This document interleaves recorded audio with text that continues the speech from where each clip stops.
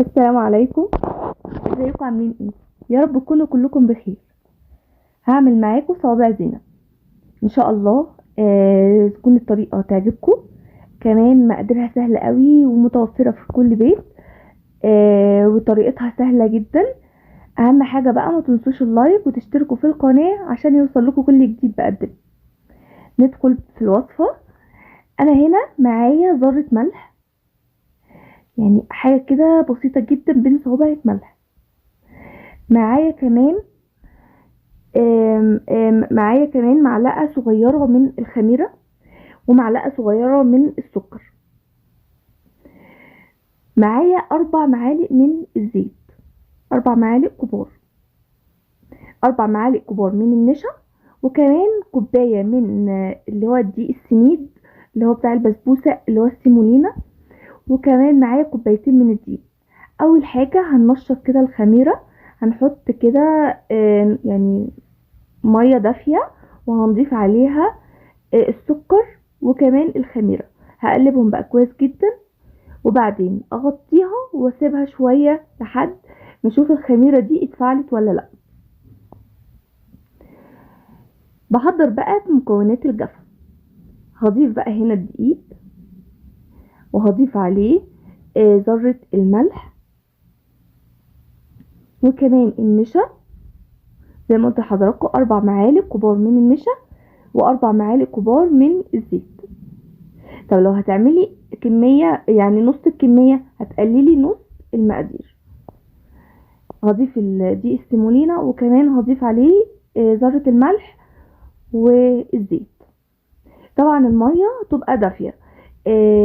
العجينة صوابع زينب مش بتاخد عجن خالص، مجرد ان انت بتلمي المكونات دي، مجرد ان انت بتلمي العجينة خلاص كده مش بتحتاج اي عجن خالص. انا هوري لحضراتكم ازاي. هقلب بقى كده المكونات اللي انا ضفتها. هبتدي اني اضيف عليها الخميرة، اقلبها بقى كويس قوي، وبعدين هضيف عليها المية اضيف حبة حبة، يعني شوية كده بشوية علشان ما اضيفش كمية مية كتير جدا. هحتاج ان انا هضاعف المكونات، يعني فاضيف شوية بشوية عشان العجينة دي بالذات مش بتحتاج مية خالص. يعني انا هنا نشطت الخميرة بالمية. انا كنت حاطة كوباية مية بس، نشطت منها الخميرة وكمان عجنت بيها، ومش هحتاج، يعني انا هنا جبت ربع كوبايه ميه مش هحتاج منها الا معلقه واحده. وده طبعا على حسب نوع الدقيق، يعني في نوع دقيق مش بيحتاج الا هي الكوبايه بس. فانا هنا ضفت ده بقى، انا بوريكم ان انا ما استخدمتش الميه، استخدمت منها معلقه واحده بس وخلاص. اول ما العجينه شربت الميه او المكونات السايله وقفت عجن خالص، يعني مجرد ان هي لمتها بس.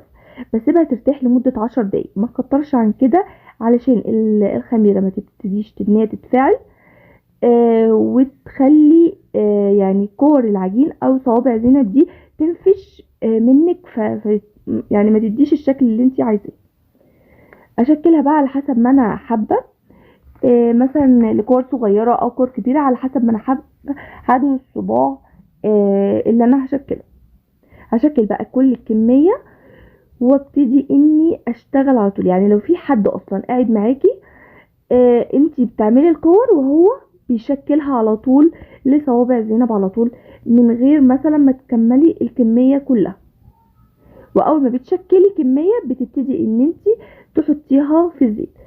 انا هنا بوريكم ان انا بفرد بقى كرة العجين زي ما حضراتكم شايفين كده، وبعدين على المصفى او اي حاجة ضيقة، يعني الاخرام بتاعتها بتكون ضيقة، بفردها زي ما انتوا شايفينها كده، وبعدين بركنها على جنب.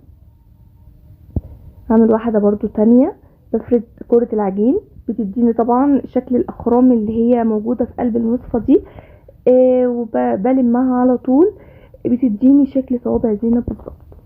خلاص كده انا خلصت جزء من العجين. ما بركنوش خالص، ببتدي اني اكون مسخنه زيت، يعني يكون سخن خالص. بعدين بضيف عليه يعني بنزل عليه كمية العجين دي اللي انا شكلتها، وبعدين بهدي النار عليها علشان بقى تستوي براحتها. يعني انا مش هحط صوابع زينب على نار عاليه واسيبها على نفس النار العاليه دي. لا، انا بسيبها بقى يعني على نار هاديه كده لحد ما تستوي وتاخد لون زي ما انا حابه. طبعا اللون ده على حسب ما انتي حباه. لون خفيف يعني عايزيها لك يعني طريه كده شويه، انما لو عايزاها ناشفه وبتقرمش كده سيبيها تاخد لون ذهبي خالص زي ما انا خدتها كده.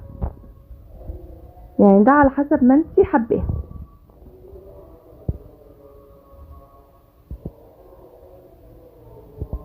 هحط بقى شويه كده من العجينه اللي انا شكلتها في الزيت واسيبها بقى تستوي براحتها.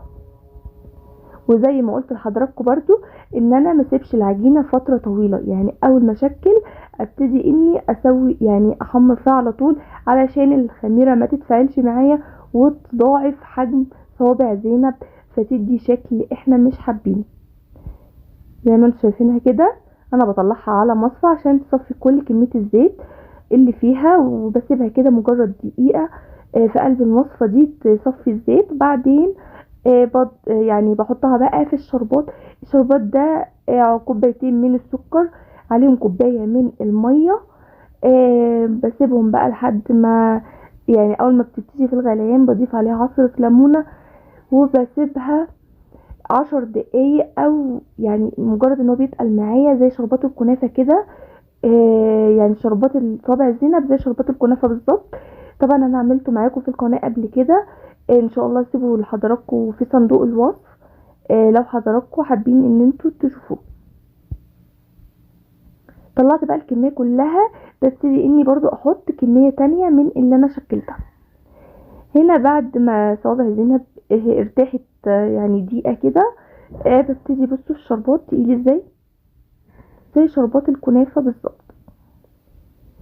بسيبها بقى بقلبها يعني شوية في الشربات وبسيبها شوية علشان بس تشرب من الشربات ده. بعدين بطلعها برضو في مصفى تانية علشان برضو تصفي الباقي يعني الشربات اللي هي مش محتاجة. وزي ما قلت لحضراتكم لو عايزينها طرية شوية مش بتقرمش يعني ما تخلوش اللون بتاعها يكون دهبي جدا، خلوها مجرد تاخد لون بسيط كده وتشيلوها خالص من الزيت. انا بقى هنا سبتها بقى شويه ببتدي اني اشيلها في مصفى زي ما قلت لحضراتكم علشان اصفيها شويه.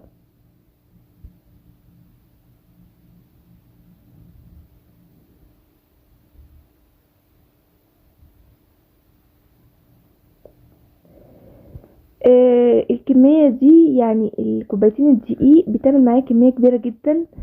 لان لو عيله كبيره هتكفيها وتفيد كمان. كمان طعمها بيبقى حلو جدا جدا. صدقونا هتجربوها وهتعجبكم قوي. طريقه سهله. المقادير يعني دي وسميد الحاجات دي كلها موجوده في البيت.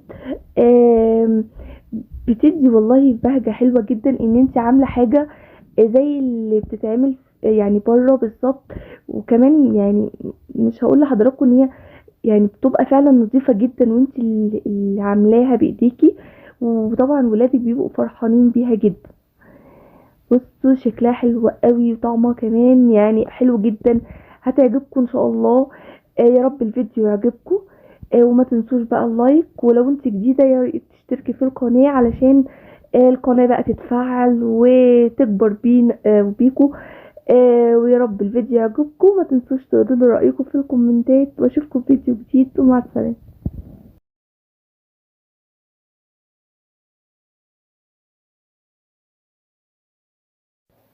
السلام عليكم. ازيكم عاملين ايه؟ يا رب تكونوا كلكم بخير. زي ما حضراتكم شايفين هنعمل مع بعض النهاردة البيتزا. ان شاء الله الطريقة تكون سهلة جدا. كمان لو اول مرة تعمليها هتعملي البيتزا يعني بتمكن بإذن الله كأنك بتعمليها من زمان جدا. اهم حاجة بقى ما تنسوش اللايك وتشتركوا في القناة علشان القناة بتاعتنا تتفعل ان شاء الله وتكبر بيكم وبيا. شايفين الجبنة بتمط ازاي؟ العجينة طرية قوي قوي وهشة جدا. يعني حاجة بقى معمولة في البيت بقى وريحتها ما اقولكوش، ولادكم هيحبوها جدا. كمان هنا حشية الاطراف جبنة، طبعا لو مش حابين تحشوها جبنة يعني براحتكم خالص. كمان ممكن يعني تخلوا البيتزا رايقة عن الحجم اللي انا عاملاه. اهم حاجة بقى ما تنسوش اللايك وتشتركوا في القناة، وندخل بقى في الوصف. معايا هنا معلقة كبيرة من السكر، معلقة كبيرة من الخميرة، معلقة صغيرة من الملح، 3 معالق كبار من الزيت، واللبن. الكوباية الصغيرة دي فيها لبن وده خد مني، فطبعا انا مش هرميه فهستخدمه بقى في الوصفة دي. ومعايا كمان 3 كوبايات من الدقيق اللي هو بنفس مقدار كوباية اللبن. معايا بقى هنا اللبن ده دافي، حط كده شوية من اللبن وهضيف عليه الخميرة والسكر واقلبهم بقى كويس جدا علشان اشوف الخميرة بتاعتي نشطة ولا لا. بسيبها بقى على جنب لمدة 10 دقايق على ما اجهز المكونات الجافة. هنا معايا 3 كوبايات من الدقيق، هبتدي اني انخلهم. طبعا نخل الدقيق بيدي طراوة للعجين جدا وبيخلي الحاجة بتاعتنا هشة قوي. بعد ما نخلت الدقيق هضيف عليه الملح واقلبه بقى.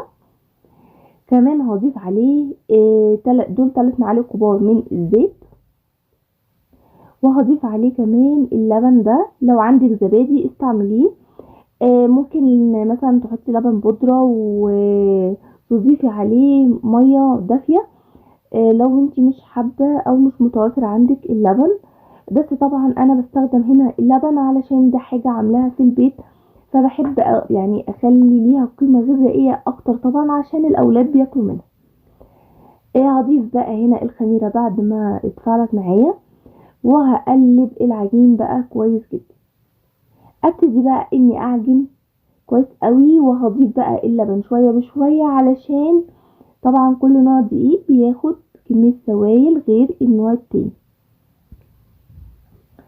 فهبتدي مجرد ما العجينة بتلم معايا ببتدي اني اعجن بقى فيها كويس قوي. يعني انا هنا خلاص العجينة مش محتاجة لبن تاني. انا ضفت عليها الكمية اللي انا وريتها لحضراتكم. ببتدي اني اعجن بقى العجين ده كويس قوي، يعني لمدة ربع ساعة. طبعا انا مش هجيب كمية يعني وقت العجن كله في الفيديو عشان كده هيطول الفيديو قوي. فبعجن بقى لمدة ربع ساعة كده كويس قوي لحد ما العجينة ما بتلزقش بقى معايا. وكمان بتبقى بصوا ملمسها ناعم قوي زي القطن بالظبط، بتبقى حلوة جدا. البولة بقى معايا هضيف عليها معلقة كده من الزيت، يعني دهنة كده بسيطة. وكمان هدهن العجين بتاعي واسيبه بقى اغطيه بستريتش راب، وكمان بغطيه بقى بفوطة. وساعات بسخن الفرن لمدة دقيقة كده وادخل العجين فيه علشان يعني يساعد ان العجينة تختمر بسرعة. اول ما بيضاعف حجمها بستعملها على طول. هجهز بقى الحشوة. طبعا الحشوة على حسب المتوفر عندك او على حسب الحاجة اللي انتي حباها. انا هنا هستعمل شاورما الفراخ، فهقطع بقى الفراخ زي ما انتوا شايفينها كده. وبعد ما بقطع الكمية كلها ببتدي بقى اني اجهز يعني استعملها بقى على طول. ممكن تتبليها وتسيبيها يعني فترة كده في يعني ساعة كده في التلاجة على ما تبتدي تشتغلي فيها. بس انا هنا هشتغل فيها على طول. معايا هنا بقى طاسة، اول ما بتسخن بحط فيها معلقتين من الزيت وبضيف عليها كمية الفراخ كلها. طبعا ممكن كمية الفراخ دي تضيفيها على مرتين، يعني لو حابة ان هي تاخد لون وكده. يعني برضو نراعي ان احنا ما نقلبش الفراخ خالص لحد ما تاخد لون من تحت. بعدين الفراخ بقى بتنزل كمية سوائل، فالسوائل دي هي اللي هتبتدي ان هي تسوي الفراخ معايا. الفراخ هنا انا مش بحب اضيف يعني توابل كتير، انا بضيف فلفل اسمر وكمون، وهضيف بس يعني نص معلقة صغيرة من البابريكا. طبعا التوابل دي على حسب بقى الحاجة اللي انتي بتفضليها، يعني كل واحد يعني اعملي على حسب الحاجة اللي انتي يعني بتعملي بيها على طول او اللي انتي حباها. يعني كمية التوابل بحس ان هي بتغير طعم الحاجة اللي احنا بنستخدمها فيها، فعشان كده مش بحب احط كميه توابل كتير. هقلب بقى الفراخ بعد ما خدت لون من تحت واسيبها تستوي. هجهز بقى صلصة البيتزا. معايا هنا فلفل اخضر، بصل، طماطم وتوم، معايا معلقة كبيرة من الزعتر وفلفل اسمر وكمون. يعني في الطاسة كده هحط معلقة من الزيت، وبعدين هضيف عليها معلقة من الصلصة.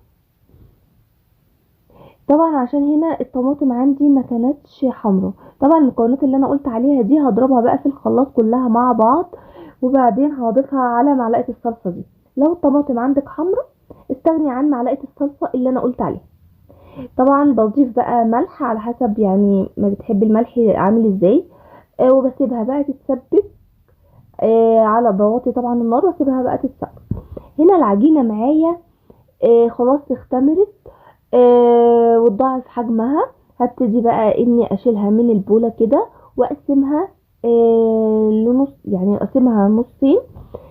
هنا هستعملها في بيتزتين. طبعا لو انت حابة حجم العجينة زي ما قلت لحضراتكم في بداية الفيديو رقيق كده وخفيفة، فاعملوا العجينة دي ل3 بيتزات. بس انا بصراحة مش بحبها تبقى خفيفة اوي. هقسمها بقى لكورتين كده، وبكون مجهزة صينية اللي هستخدمها بقى في البيتزا. بمسحها كده بالفرشة كده بالزيت، وبعدين ببتدي اني افرد عليها الكرة من العجين دي لحد ما افردها خالص كده. الصينية جاهزة معايا، انا دهنتها بس بمسح الزيت. هبتدي افرد العجينة. طبعا العجينة لما بتبقى لما بتعجنيها كويس قوي بتخلي بصوا بتبقى طرية ازاي، وبتتفرد معاكي بسهولة جدا. كمان العجينة يعني اتخمرت كويس جدا. فهنبتدي ان احنا نفرد العجينة كلها في قلب الصينية، وهسيبها بقى تختمر تاني حوالي ربع ساعة. يعني مرحلة كمان بخليها يعني تختمر مرة تانية. بكون مجهزة بقى الحشوة عبارة عن الشاورما هي جهزتها. كمان دي الصلصة دي جاهزة بقى معايا. شايفين شكلها يعني حلو قوي، وكمان ريحتها الزعتر بيديها نكهة وريحة حلوة جدا. معايا بقى فلفل شرايح وزيتون وجبنة طبعا هحشي بيها الاطراف، وفلفل اخضر مقطعاه لحلقات كده. خلاص هنا البيتزا يعني اتخمرت مرة تانية معايا. هبتدي بس اسوي اعملها بس من الاحراف كده، علشان هبتدي اني احشي الاحراف بتاعتها بالجبن. مش حابه تحشيها زي ما قلت لحضراتكم برضو يعني اعملي الحاجه اللي انت حباها. هحشي بقى، احط بقى كميه الجبنه كلها، وبعدين احط جبنه موتزاريلا. الجبنه الموتزاريلا دي يعني انا في الفيديو هنا يعني كان المفروض ان انا ما احطهاش او احط كميه اقل مع الجبنه هنا علشان اعرف اقفل الاحراف. فطبعا راعي ان انت تحطي كميه اقل من اللي انا حطيتها، واقفل بقى الاحراف كلها زي ما انتم شايفينها كده. اعمل كميه العجينه على الجبنه كده، واخلي الجبنه يعني في النص، وبعدين اجيب شوكه واقفلها بقى كويس قوي زي ما انا بوري حضراتكم. بعدين ببتدي اني اعمل بالشوكه كده يعني الارضيه بتاعتها، علشان العجينه ما تترفعش معايا وتقلب عيش. طبعا احنا هنا بنعمل عجينه بيتزا عايزينها خفيفه مش مرفوعه. فهحط بقى معلقتين كده من الصلصه، وابتدي اني اوزعها بقى كويس، وكمان ادهن بقى الاحراف كده بتاخد برضو لون حلو. بعدين هحط كده رشه من الجبنه الموتزاريلا. بعدين هضيف عليها الفراخ او يعني اعملي بقى على حسب اللي انتي حباه. رصيها يعني بالطريقه اللي انتي عايزاها. هنا بقى هحط بقى يعني شويه جبنه موتزاريلا كده بسيطه من تحت. لو مش عايزه تحطي من تحت عادي، فحط نص كميه الفراخ، عشان طبعا انا عامله يعني بيتزا تانية فما حبيتش اصورها معاكم عشان كان هيبقى وقت الفيديو كبير قوي، وكمان يعني الاتنين بنفس الشكل بالظبط.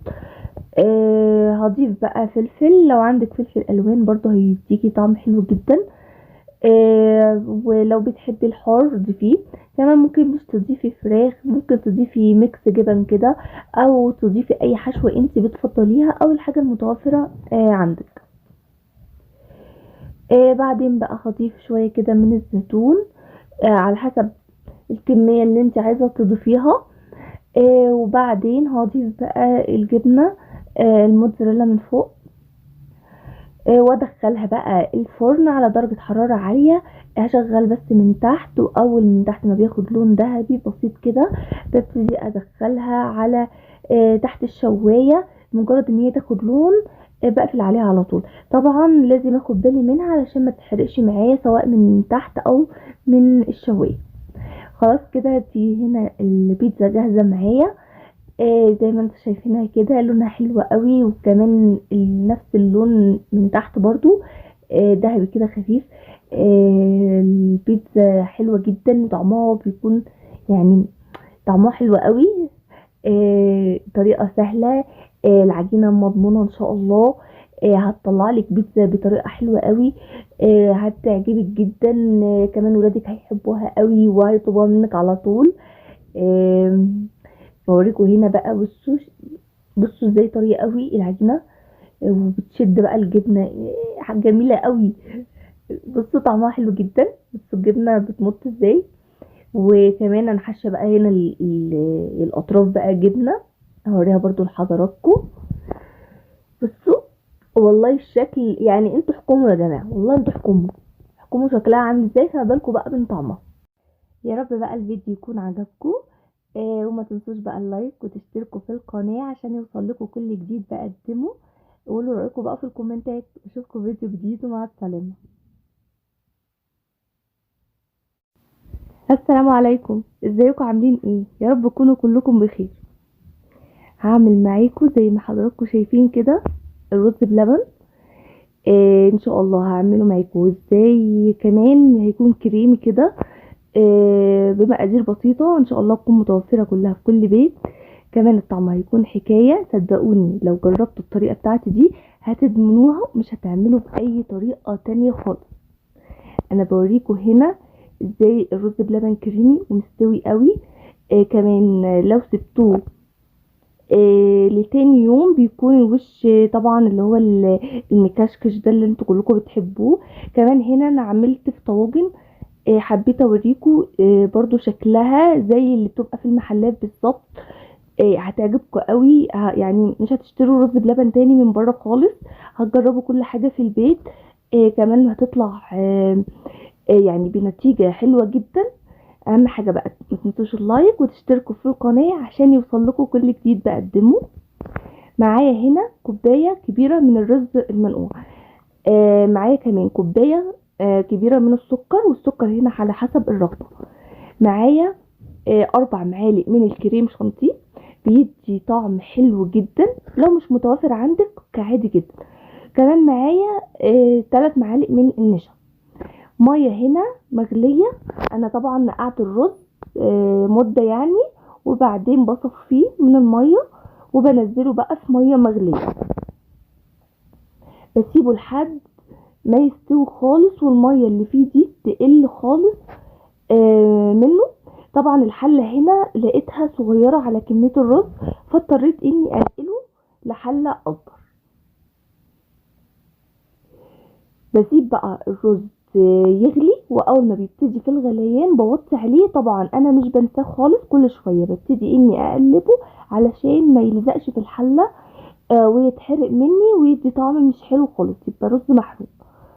انا هنا نقلته في حله اكبر، وبوريكم هنا قد ايه ان هو خلاص كده الميه نشفت خالص منه وهو استوى. في المرحله دي هبتدي اني ازود اللبن. ببتدي اني ازود اللبن شويه كده بشويه. انا ضفت هنا حوالي يعني من 5 ل6 كوبايات من اللبن. هضيفهم طبعا بالتدريج، طبعا على حسب برضو ما انت حابه كميه اللبن اللي موجوده في الرز. بس انا بحب اللبن كتير علشان يديني طعم كريمي في قلب الرز. حطيت هنا كده كميه اللبن كلها. بسيب بقى اللبن لحد ما يغلي خالص زي ما حضراتكم شايفين كده، وبعدين ببتدي اني اضيف باقي المكونات. خلاص بقى هنا هبتدي اني اضيف اول حاجه هضيفها الكريم شانتيه اللي انا قلت لحضراتكم عليه. بدوبه بشويه مي لبن. بعمله كده بنص كوبايه من اللبن، وابتدي ادوبهم كويس جدا، وبعدين احطهم على الرز قبل ما اضيف السكر. طبعا ممكن اضيف السكر في الاول على حسب الخطوات اللي انت حابه ان انت تشتغلي بيها في الاول. يعني اول ما بدوبه ببتدي اني احطه مع اللبن واقلب بقى كويس جدا، علشان مفيش اي حبيبات من الكريم شانتيه تبتدي ان هي تتجمد. لا، ادوبها بقى كويس جدا علشان يكون الرز بتاعي كريمي جدا. بعد بقى ما بدوب الكريم شانتيه ببتدي اني انزله وادوبه بقى كويس قوي في قلب كمية الرز، علشان ما يعني مفيش حاجة عندي تتجمد. بعد ما بقلبه ببتدي اني اضيف السكر. طبعا السكر هنا على حسب الرغبة. طبعا كمية السكر اللي انا هحطها تكون مناسبة جدا، يعني مش هتخلي السكر مسكر قوي يعني طعمه يقفله منك، لا مناسب جدا. طعم كويس، هتحسي انت عايزة تاكلي منه كمية تانية. طبعا لو بتحبي كمية السكر قليلة فهتقللي عن الكوباية اللي انا بضيفها. بتحبيه يعني طعمه مسكر جدا هتزودي عن الكوبايه. فطبعا كميه السكر على حسب كل واحد بيحب السكر ازاي. بزود بقى السكر في قلب الرز بلبن كويس جدا. بعدين بضيف اخر حاجه النشا. برضو النشا ببتدي اني ادوبها في نص كوبايه من اللبن، واول ما بحط النشا بقلب بقى كويس قوي قوي، علشان ما يعني كل كمية الرز بلبن ما تتكتلش بقى. وكمان اراعي برضو اني ما اضيفش نشا كتير، علشان كمية النشا دي هي اللي هتتحكم في شكل الرز. فاضيف المقدار المظبوط. بدوب بقى النشا كويس قوي في قلب اللبن. بعدين هبتدي اني اضيفها في الرز بلبن بتاعي، واقلبها بقى كويس. ومجرد ان هي تغلي غلوتين اتنين بطفي عليها، وبيكون الرز بلبن جاهز معي.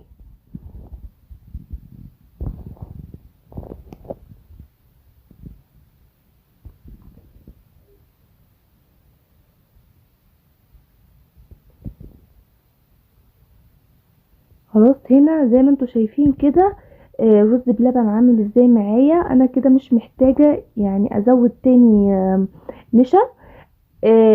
يعني هنا مظبوط معايا. كمان لسه فيه لبن، يعني انا بحبه كريمي كده، ما بحبوش ان هو يبقى تقيل قوي. كل واحد طبعا على حسب الحاجة اللي هو بيحبها. بس الطريقة دي بصراحة حلوة جدا.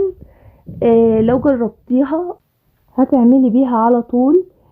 صدقيني طريقة ناجحة جدا وحلوة قوي. يعني ما بتفرقش طعم الرز بلبن عن ما تشتريه من بره. يعني بيبقى احلى. طبعا انت حاطه كل حاجه في قلب يعني من البيت. حاجات طبعا يعني لبن كتير، ما بتحطيش ميه خالص. كمان يعني الرز برضو يعني بتشرفي على نظافته، وكل حاجه بتبقى كويسه جدا في البيت. ببتدي بقى اغرفه في اطباق على حسب بقى ما انت عايزه تعمليه، في اطباق كبيره صغيره زي ما انت حابه.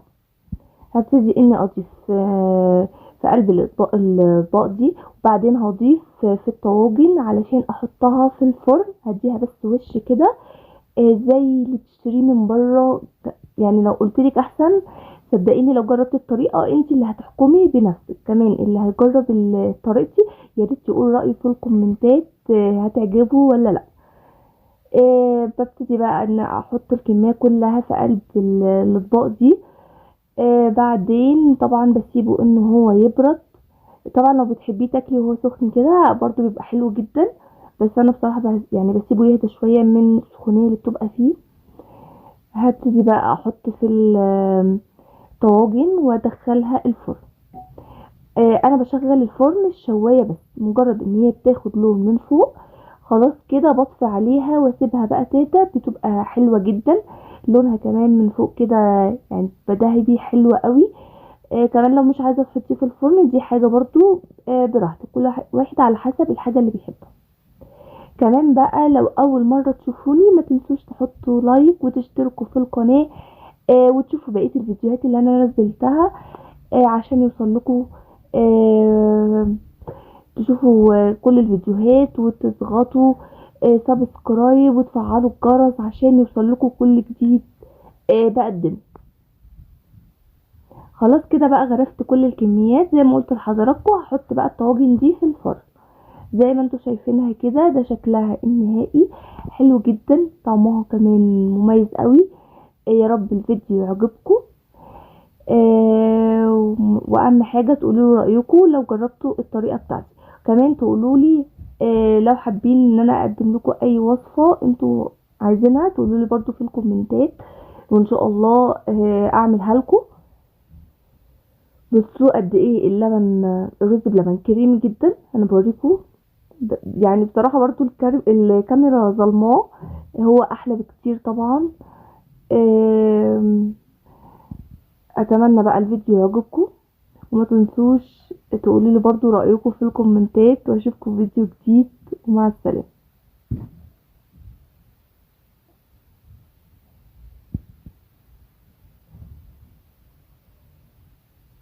السلام عليكم. هعمل معاكم النهاردة الفخدة الضاني، طريقة سهلة جدا وكمان بتتبيلة مميزة هتديكي طعم تحفة. متنسوش بقى اللايك وتشتركوا في القناة عشان ندخل في الوصفة. معايا هنا بصلة انا بشراها وحطاها كلها، يعني مش مصفياها خالص، يعني بالمية بتاعتها. كمان هضيف طماطمايه مبشورة بس شايلة الجلد اللي كان بره القشر بتاعها يعني. معايا هنا دي نص كوباية من اللبن، ضفت عليها معلقة خل عشان اخليها زي اللبن الرايب كده. فلو عندك لبن رايب ضيفيه، او علبة زبادي ضيفيها، لو ما عندكيش اعملي زي ما انا عملت. معايا كمان معلقة يعني عصير ليمونة، وكمان 3 فصوص من الثوم فرمهم وضفتهم. معلقة بقى كبيرة من العسل، ممكن تستغني عنها لو ما عندكيش. بس بصراحة العسل بيدي طراوة حلوة جدا للحمة، وبيخليها يعني بيساعد ان هي كمان تستوي، وبيديها طعم حلو قوي في التتبيلة دي. هقلبهم بقى كويس قوي، وبعدين هبتدي اضيف البهارات. معايا كده معلقة صغيرة من البابريكا، وكمان معلقة صغيرة من دي بهارات اللحمة. هضيف كمان معلقة صغيرة من الفلفل الأسمر، ومعلقة صغيرة من الكمون، كمان كل حاجة معلقة صغيرة. هنا كمان هضيف معلقة صغيرة من الزعتر. الزعتر بيدي طعم حلو جدا. كمان معلقة صغيرة من الكركم. البهارات اللي عندك او اللي انت حباها تضيفيها في التتبيلة دي. هنا نسيت ان انا ضفت بابريكا، فضفت شوية تاني. وكمان هتبل بقى، هضيف الملح، يعني يا ريت ما تزوديش ملح كتير علشان ما تطلعش معايا التتبيله حادقه قوي. يعني ضيفي كده شويه وبعدين دوقيها وشوفي هتحتاج ملح تاني ولا لا. هقلب بقى التتبيله كلها مع بعض، وبعدين هجيب الفخده اللي انا هستخدمها. الفخده اللي انا هستخدمها هنا دي مش كبيره يعني مش كبيره قوي، يعني حجم الجدي اللي انا خدت منه كان صغير في السن، فكمان مش هتحتاج ان هي وقت كبير في السوى. هبتدي بقى اني يعني اعمل فتحات كده في قلب الفخده دي علشان ادخل فيها التتبيله. فهعمل فتحات من كل مكان في الفخده، وكمان من ورا نفس الفتحات دي زي ما انتوا شايفينها كده.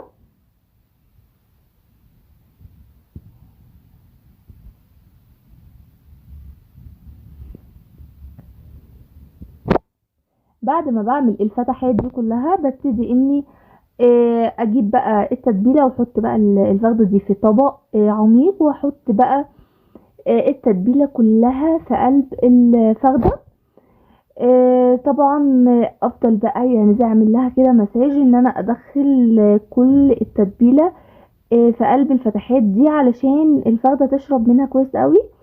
كمان لو انتي مستعجلة ممكن على ما تخلصي التتبيلة وتتبلي بيها الفخدة تدخليها الفرن على طول. وبس انا بصراحة يعني عملتها قبلها بيوم، فبتديني طعم حلو قوي ونتيجة طبعا احلى. كل ما المشويات اللي احنا بنحط فيها التتبيلة فترة طويلة بتدينا نتيجة احلى طبعا، وبتخلي الفراخ او اللحوم عموما يعني بتخليها طعمها حلو جدا. هبتدي بقى ان انا يعني احط بقى التتبيله دي كويس قوي في قلب الفخده وفي قلب الفتحات دي، وبعدين بغطيها بقى بستريتش ريب اللي هو الطبق يعني اللي انا حطيت فيه، وبعدين ادخله بقى التلاجة وبسيبها لتاني يوم على ما ابتدي اني اعملها. طبعا انا بسيبها لتاني يوم، بشيلها من التلاجة او بطلعها يعني من التلاجة قبلها طبعا بفترة علشان تاخد من حرارة المطبخ. يعني فاسيبها ما بقى شوية طلعوش تهدى من من التلاجة وادخلها يعني من الفرن البرودة. اللي هي كانت فيها، وبعدين ادخلها الفرن. ده بقى تاني يوم هنا التتبيلة يعني الفخدة شربت بقى من التتبيلة كويس قوي زي ما انتوا شايفينها كده. ريحتها ما اقولكوش عليها، يعني ريحتها اصلا من اول ما بجهز التتبيلة فظيعة جدا.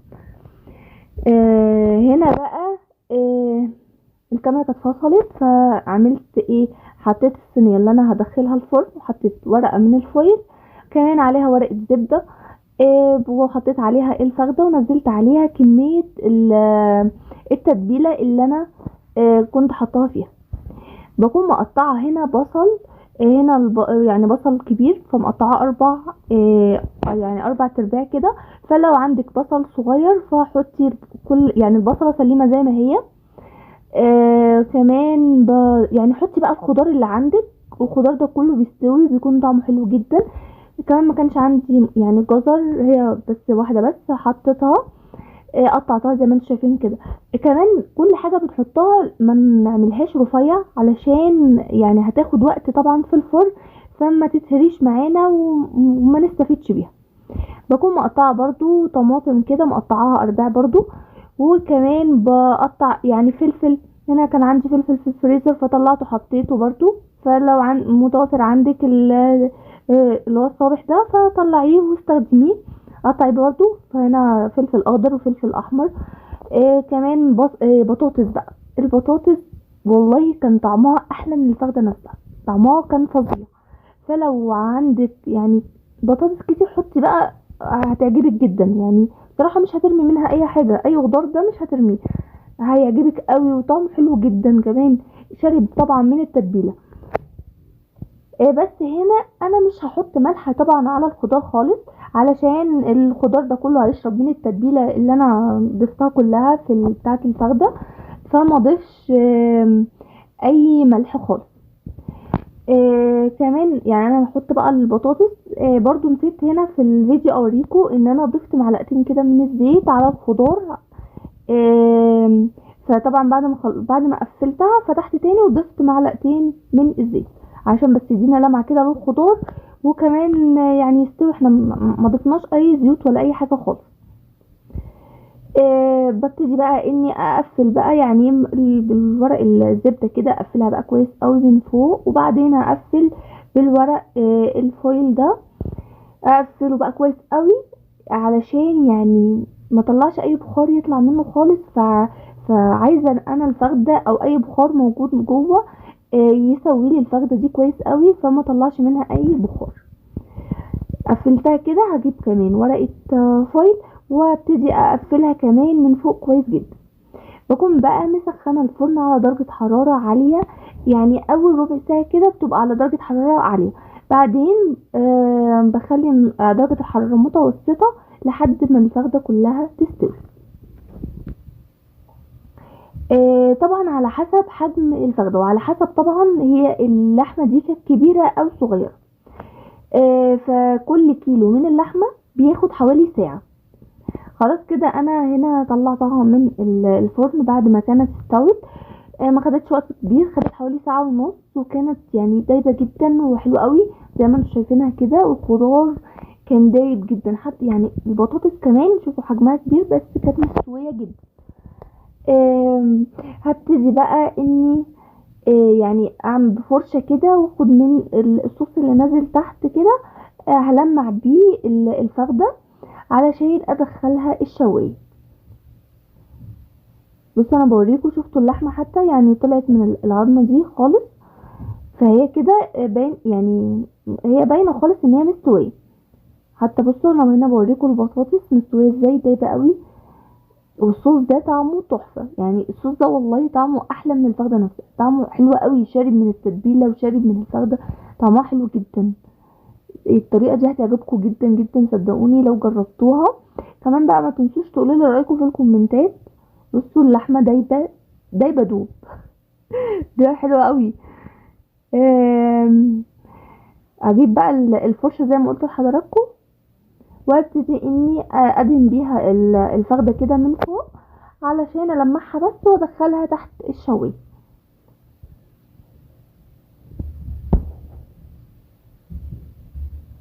زي ما قلت لحضراتكم،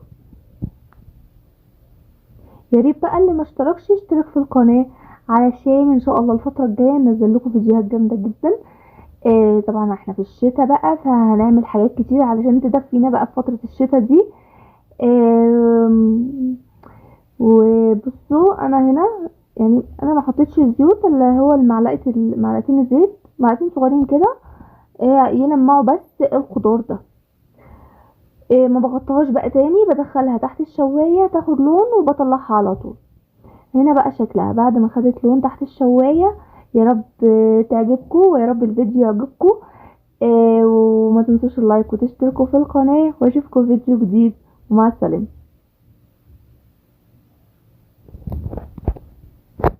السلام عليكم، ازيكم عاملين ايه؟ يا رب تكونوا كلكم بخير.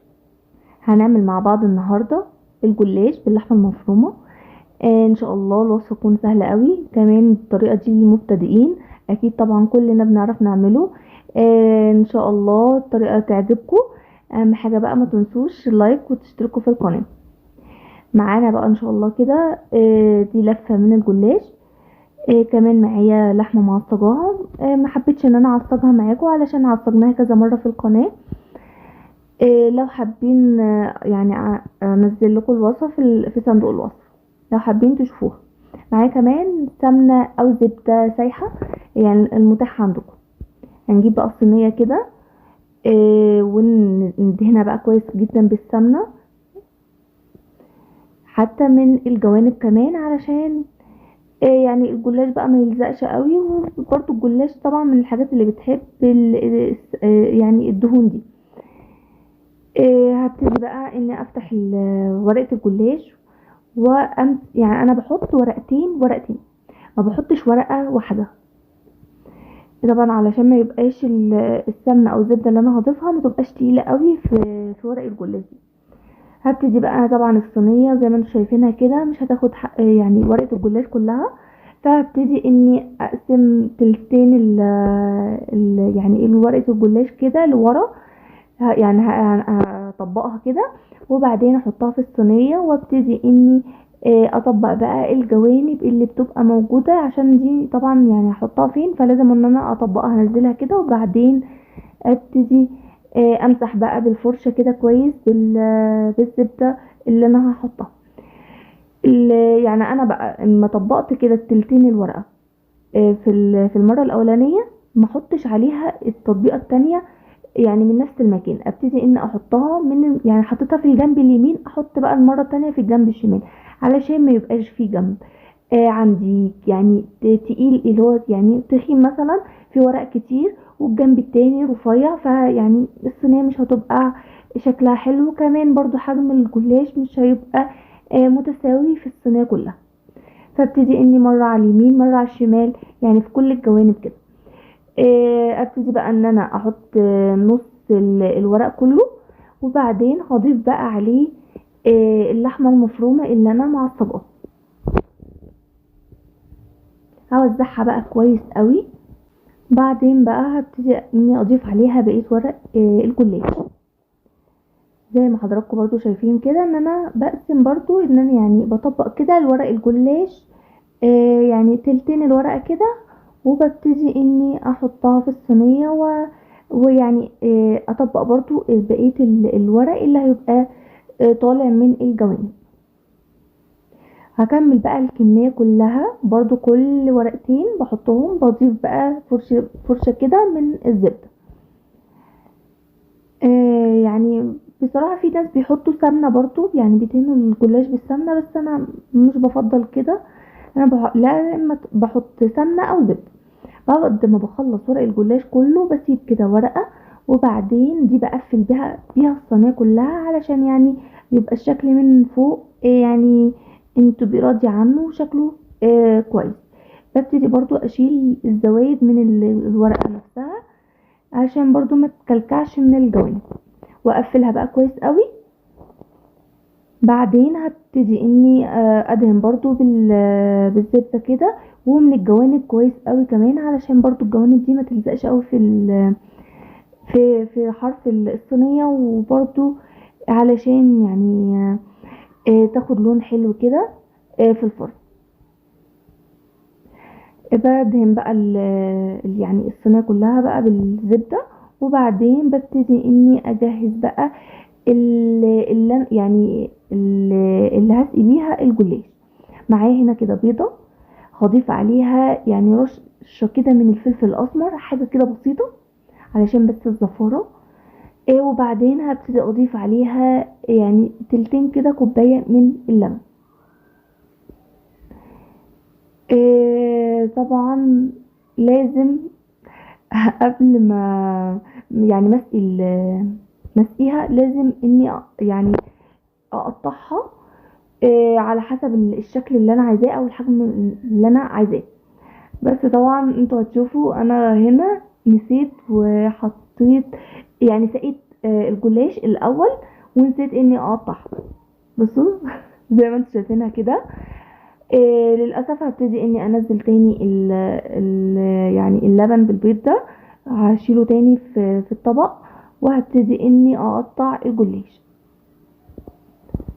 لازم طبعا نقطع الجلاش والرقاق، لازم نقطع الحاجات دي قبل ما ندخلها، قبل ما نسويها، علشان يعني نعرف طبعا نقطعها بعد ما تستوي. وكمان الجلاش بالذات علشان التشريبة اللي احنا بنسقيها للجلاش لازم تدخل طبعا في قلب الجلاش من جوه، وكل قطع الجلاش تشرب اللبن ده. فلازم طبعا ان احنا نقطعها قبل ما ندخلها الفرن.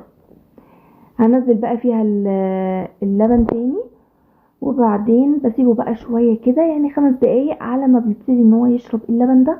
وبعدين بدخلها فرن عالي، بسخنه طبعا من قبلها، ما بتاخدش وقت خالص، مجرد ان هي الجوانب بتاخد لون ببتدي اشغل الشواية. وطبعا اخد بالي يعني ما سيبش بقى الشواية ان هي تحرق الجلاش من فوق. اول ما ياخد لون ذهبي زي ما انتم شايفينه كده ببتدي اني اطلعها.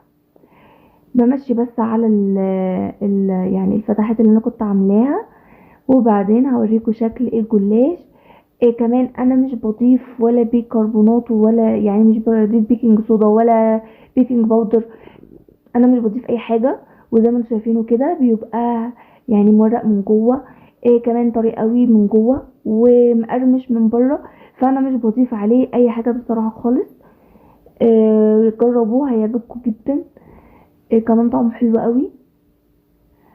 يعني ما تبخلوش بصراحة في الزبدة وكده اللي انتوا هتضيفوها، وما تكتروش قوي، يعني خليكم في المعتدل. بطلع كده واحدة معاكم، لونها حلو جدا. اهم حاجة ما تسيبوهاش تحت الشواية كتير.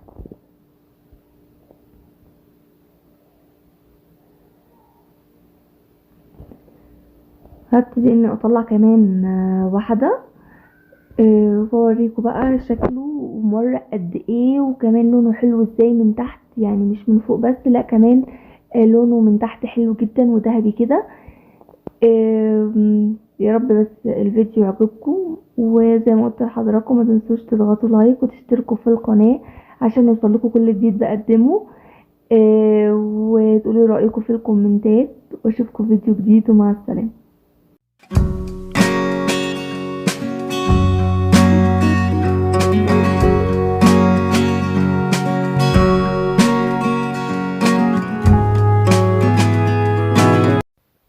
السلام عليكم، ازيكم عاملين ايه؟ يا رب تكونوا كلكم بخير.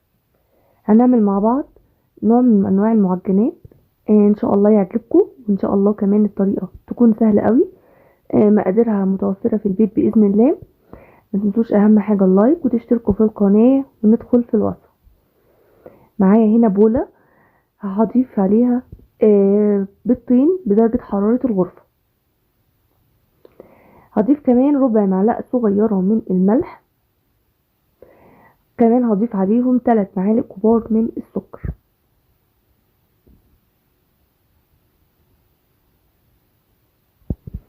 هبتدي اني اخلطهم كويس جدا مع بعض لحد ما المكونات كلها تختفي، يعني كلها بقى تبقى دخلت كده مع بعضها.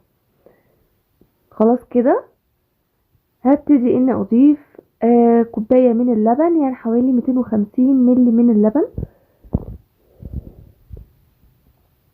اللبن دافي. هقلبهم كويس، وبعدين هضيف 3 معالق كبار من الزيت. كل مكون بضيفه ببتدي اني اقلبه علشان يدخل مع باقي المكونات.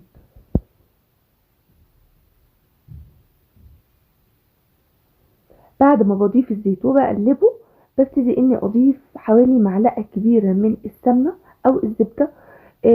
معلقة كبيرة يعني مش متسيحة. طب لو انا سيحتها هضيف 3 معالق كبار من الزبدة السايحة او السمنة السايحة. انا هنا السمنة مسيحاها، فهضيف 3 معالق من السمنة. كمان بضيف معلقة الا ربع كبيرة من الخميرة، معلقة الا ربع، حوالي 7 جرام. بضيف كمان معلقة كبيرة من الخل. بقلبهم بقى كويس قوي.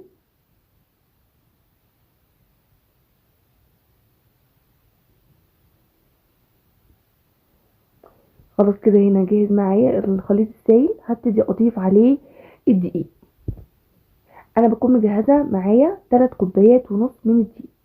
بسيب كوبايه بسيب نص كوبايه على جنب كده، وابتدي اضيف عليها ال3 كوبايات من الدقيق واخلطهم بقى كويس، علشان طبعا نشوف يعني ال يعني الخليط ده يحتاج مني 3 كوبايات ونص ولا لا. فانا هنا الخليط عندي السائل يحتاج مني 3 كوبايات ونص. احنا عايزين عجينه متماسكه، مش يعني يعني طريه، بس مش بتلزق. احنا مش عايزينها بتلزق خالص. هوريها لحضراتكم. هبتدي اني كل شويه بضيف دقيق لحد ما العجينه ما تحتاجش مني دقيق خالص.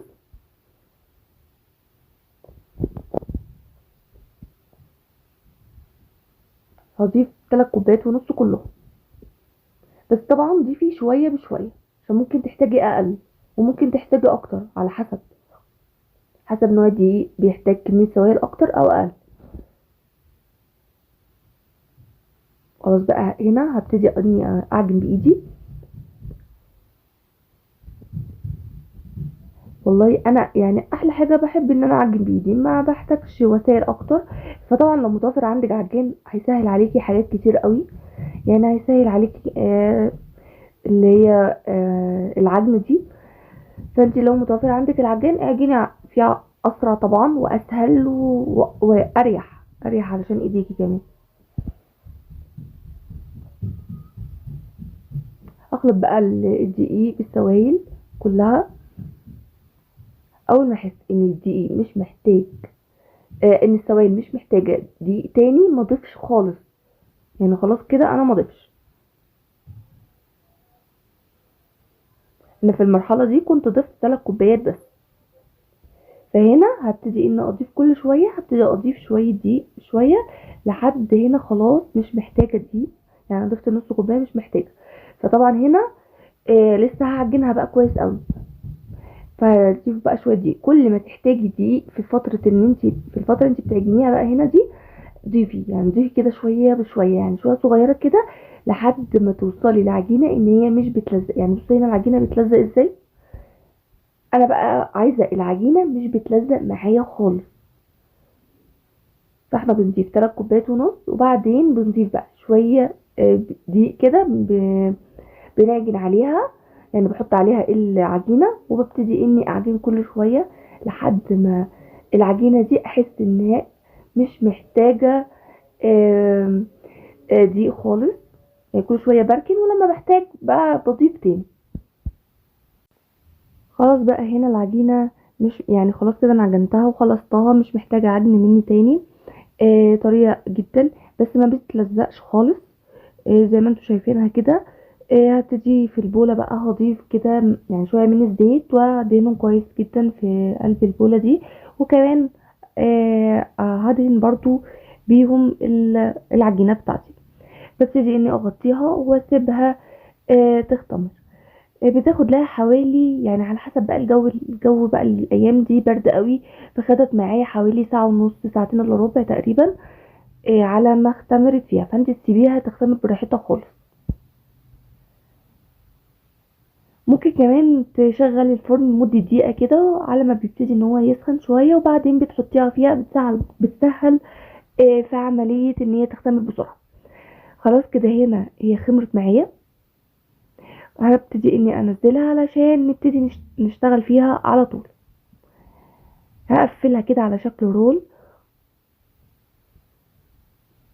وبعدين هبتدي اني اقطعها. اراعي ان انا اقطعها لكور متساوية. يعني انا بشوف ان انا اقطعها كام كورة، لقيتها هتبقى يعني عددها قليل قوي، فيعني عملتها من تاني. فهقطعها حوالي 7 كور. اهم حاجة يعني ان الكور برضو تبقى قريبة في الوزن مع بعض، ده مش عندي ميزان. هقفل بقى كل قطعة انا عملتها، اقفلها زي ما انتوا شايفينها كده.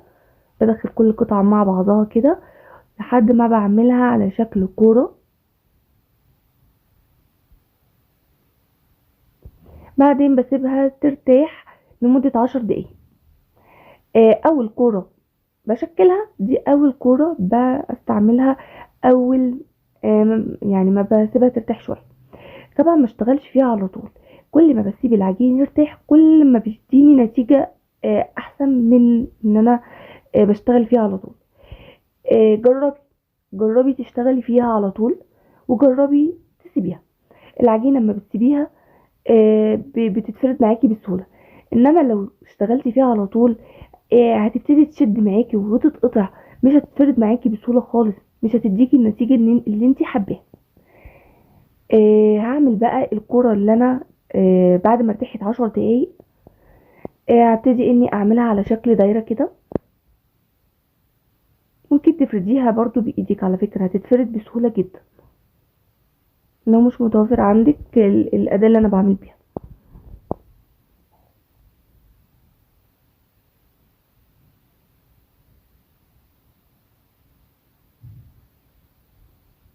خلاص كده انا فردتها. هبتدي اني اجيب دي القطاعة بتاعة البيتزا. مش عندك استخدمي السكينة، بس اهم حاجة الفتحات دي ما توصلش لاخر العجينة، يعني ما تقطعيش بيها العجينة كلها. زي ما انتم شايفين كده انا سايبة فراغ، يعني سايبة من الجنب كده انا ما جيتش ناحيته، زي ما بشاور ليكوا كده. وكمان في النص سايبة مكان علشان احط فيه الحشو. ما انا ما قلتش لحضراتكم انا هحشيها ايه. هحشيها هنا مربى، بس برضو ما احشيهاش بالمربى اللي انا حشيتها دي. يعني انا دي حشيتها بمربى توت. فالمربى دي كانت طريه جدا. فهتبتدي ان هي تطلع من الجوانب دي. اعملها بقى بمربى تبقى يعني جامده كده شويه، زي مربى التين، مربى المشمش. بتبقى ماسكه كده في نفسها شويه. فمش هتطلع خالص من العجين. فانا هي دي، بس هي دي اللي انا عملتها بالمربى دي. وباقي العجين طبعا علشان ما يطلعش مني خالص، فابتديت ان انا احشيها بحشوات تانية. دي واحده تانية برضو فردتها وقطعتها زي ما وريتكم في اول واحده. برضو حشيتها هنا بمربى دي مربى تين. زي ما انتوا شايفين كده بقفل من الجوانب كويس قوي، وبعدين بمسك اول حرف بقفله، والحرف في التاني برضو بقفله عليه. طبعا الفيديو موضح لكم اكتر. زي ما انتوا شايفينها كده. بسيبها بقى بعد ما بخلص الكمية، بسيبها لمدة تلت ساعة ترتاح. لازم يا جماعة ترتاح. بعد ما ترتاح ده معايا صفار بيضة، معايا معلقتين من اللبن، كمان بضيف عليهم معلقة من الخل. زي ما انتوا شايفين كده. بقلبهم بقى مع بعض كويس قوي وبالفرشة كده، وبدهن بيها المعجنات بتاعتي. اقفلها يا جماعة كويس جدا علشان ما تفكش معايا في الفرن. يعني اقفل الاطراف اللي انا حطيتها على بعضها دي كويس قوي علشان ما تفكش معايا في الفرن.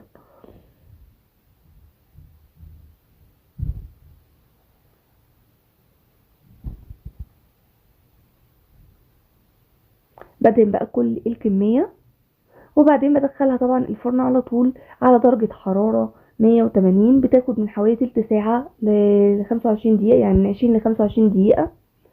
طبعا ممكن تاخد اقل يعني على حسب الفرن بتاعك وعلى حسب الصينية اللي انتي بتسوي فيها. فبرضو خلي بالك منها، يعني قبل 20 دقيقة تكوني برضو بصيتي عليها وشفتي من تحت اذا كانت خدت لون. بتشغلي عليها الشوي. طبعا السمسم ده اختياري، او ممكن تضيفي حبة البركة لو متوفرة عندك. يعني هرش كده شوية من على الوش، برضو بتدي طعم حلو. انا بحب طعم السمسم على المعجنات، بيديها طعم حلو جدا.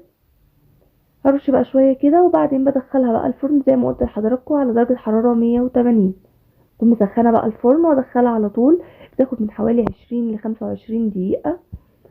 واول ما بتاخد لون من تحت ببتدي اشغل عليها الشواية. متاخدش وقت خالص، وبكون جاهزة معايا. ده شكلها النهائي. حلوة جدا. لو رحنا نشتريها من الفرن بتدفع عليها فلوس كتير.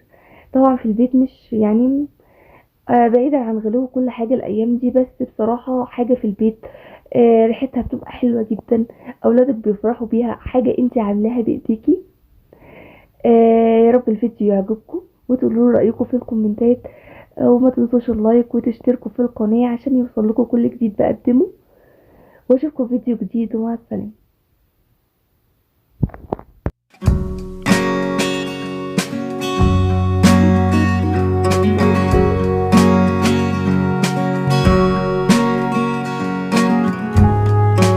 السلام عليكم.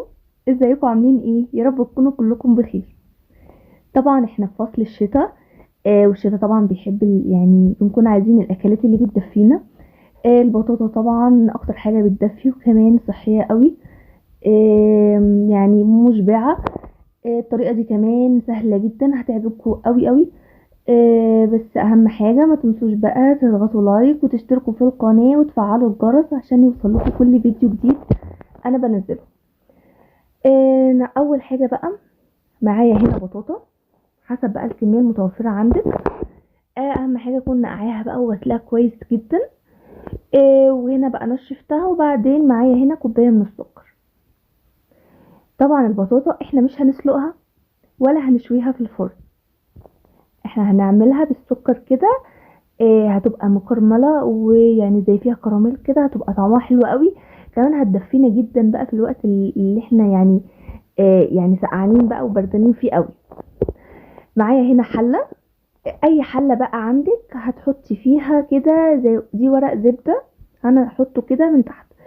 ما عندكيش ورق زبدة حطي ورق ابيض، يعني ورق كراسة، ورق عندك اي ورق ابيض حطيه عندك كده من تحت. ونزلي البطاطا كده، رصيها في الوقت ده. قبل ما تحطي البطاطا لازم، يعني انا نسيت اوريكم ان انا عملت بالسكينة كده زي فتحة كده في النص في قلب البطاطاية دي. انا نسيت بصراحة يعني اوريها لكم في التصوير. فلازم طبعا نعمل الفتحة دي علشان تسهل برضو في عملية السوا. بحط كده رصة من البطاطا، وبعدين بضيف سكر، وبعدين بكمل ارص بقية البطاطا واحط برضو عليها سكر من فوق. هبتدي بقى اني احط كده عليها، اقفلها برضو بورق، سواء ورق ابيض اهو زي ما انتوا شايفينه كده، يعني متوفر عندكم ورق زبده، ورق ابيض المتوفر عندكم استخدموه. هقفلها بقى كويس، وبعدين هغطي الحله وانا اوديها بقى إيه على النار. طبعا النار في اول 5 دقايق تكون عاليه قوي، وبعدين ببتدي اني اوطي النار. لازم يا جماعه نخلي بالنا كويس جدا من النار، يعني ما سيبش الحله على نار عاليه مده طويله، انساها يعني بصراحه كلها هتتحرق. فاني يعني هو اول بس اقل كمان من 5 دقايق، وبعدين ببتدي اوطي عليها النار. بوريها لكم بقى بعد حوالي ربع ساعه. بشيل كده الورق وهوريكم يعني ازاي بقى السكر بدأ ان هو يعمل كراميل من تحت، كمان البطاطا بدأت ان هي تطرى. طبعا لو عندك بطاطا حجمها اصغر من كده، يعني في اقل من 10 دقايق هكون دخلت في السوا، يعني هتبقى مثلا كده نص سوا وهتكون قربت. بصوا كمان دي الفتحة اللي انا عملتها، انا عملت فتحة كده يعني، دخلت السكينة خرجتها من الناحية التانية علشان البطاطا يعني الفتحة دي تسهل في عملية السوا. بصوا كمان الكراميل يعني خلاص كده ساح، هبتدي ان انا اقفلها كمان تاني، وبعدين اسيبها لحد ما تكمل سواها خالص، برضو على نار هادية. بعد بقى ما بتستوي ببتدي اني اوريها لكم كده. بصوا هنا استوت خالص،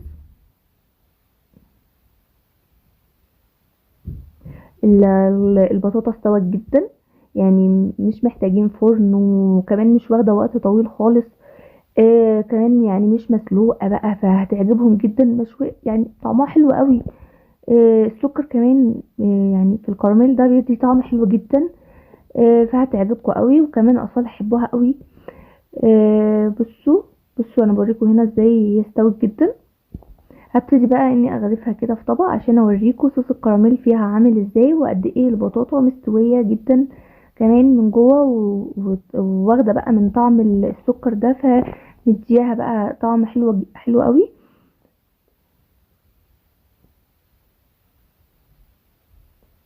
وبصوا هي بتلمع ازاي، يعني حلوه جدا هتعجبكم.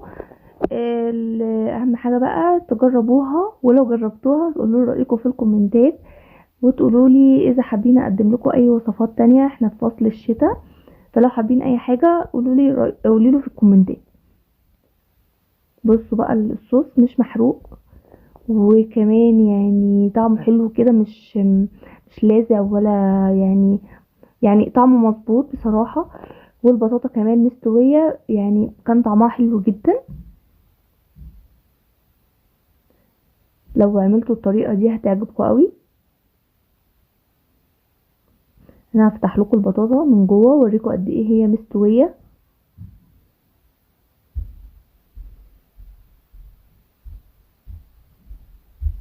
بصوا دايبه جدا ازاي، كمان بقى ناكلها بقى مع الصوص ده، فيعني هتبقى حلوه قوي.